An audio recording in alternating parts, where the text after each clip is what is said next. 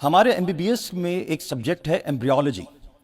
اس subject کو کہتے ہیں کہ جس میں ہم بینگ اے ڈاکٹر جب ہم میڈیسن پڑھ رہے ہوتے ہیں تو ماں کے رحم میں بچہ کیسے ڈیولپ ہوتا ہے. ڈیولپمنٹل سٹیجز آف ایمبریو، وہ 9 مہینے رب العزت ایک نئی زندگی کو ماں کے رحم میں کیسے تخلیق کرتا ہے. یہ پورا سبجیکٹ ایمبریولوجی کہلاتا ہے. میڈیسن کے اندر باقاعدہ پورا ایک الگ سبجیکٹ جو ہم پڑھتے ہیں، اور ڈیفینیٹلی پڑھنا ہی پڑتا ہے کیونکہ میڈیسن ہے ہی انسان، علم طب. ایمبریولوجی کا گاڈ فادر، ایمبریولوجی کا انوینٹر، ایمبریولوجی کا بہت بڑا مصنف جس کی کتب ہم میڈیکل کالج کے اندر ایز اے ٹیکسٹ بک پڑھتے ہیں، اس کا نام ہے ڈاکٹر کیتھ ایل مور.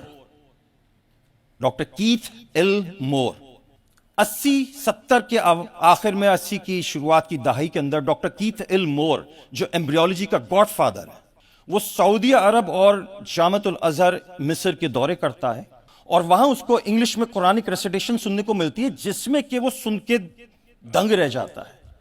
قرآن سنتا ہے انگلش کے اندر اور وہ دنگ رہ جاتا ہے. وہ تھوڑی دیر اس نے نیریٹ کیا اپنا یہ واقعہ پورا، اب تو خیر دنیا میں نہیں ہے.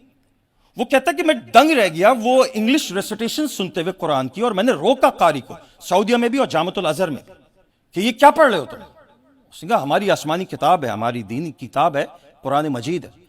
اس نے کہا اس قرآن مجید کے اندر یہ کچھ پوچھا، یہ قرآن مجید کتنی پرانی کتاب ہے؟ کہا 14 سال پہلے رسول اللہ صلی اللہ علیہ وسلم کے سینے مبارک پہ اس قرآن کو نازل کیا گیا.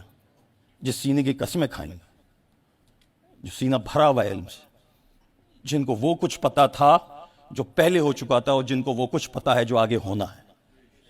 وہ ڈاکٹر بولتا ہے کہ یہ جو کچھ تم نے قرآنی آیات پڑھی ہیں اس میں تو بچے کی نشو و نما کے مختلف درجے بتائے گئے ہیں کہ پہلے ایک بچہ کس شکل کا ہوتا ہے. میں نے اس پہ پورے لیکچر کنڈکٹ کیے تھے ایک مسجد میں.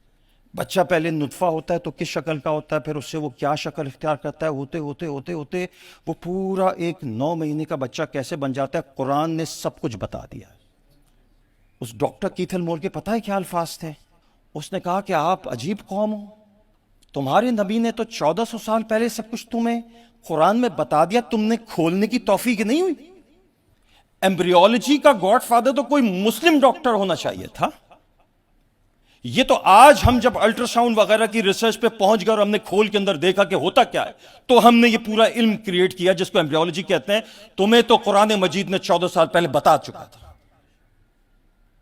فیوچر پرسپیکٹو پتہ ہے کیا ہے؟ فیوچر پرسپیکٹو میں آپ کو عرض کرتا ہوں کیا ہے. یہ نوجوان جوگ دا جوگ اسلام کی طرف واپس آ جائیں گے. اس تفسیر کے اندر آسان زبان میں وہ تمام نکات اٹھائیے قرآن کے جو قرآن نے دنیا جہاں کے علوم کے اوپر بتا دی. اس میں فزکس بھی ہے، اس میں کیمسٹری بھی ہے، اس میں ایمبریولوجی بھی ہے، اس میں اسٹرانومی بھی ہے، اس میں اسٹرالوجی کے اوپر. اب تک یہ بات ڈسکور ہو چکی ہے کہ قرآن کے اندر دنیا جہاں کے کچھ نہیں تو کچھ نہیں 9999 علوم موجود ہیں. Imagine categories and headings. ہم نے اس قرآن کو محض اسلامک کتاب بنا کے ایک اسلامک پرسپیکٹو میں بس اتنا رکھ لیا کیونکہ مر گیا تو سوئے میں کھول لی، یا کسی دکان کا افتتاح تھا تو وہاں فاتحہ خوانی کروا دی. یہ کتنا بڑا خزانہ تھا اور ہم نے کیا کیا اس کتاب کے ساتھ. تو جو کچھ ہو رہا ہے ہمارے ساتھ ہم اس کے حقدار ہیں نا.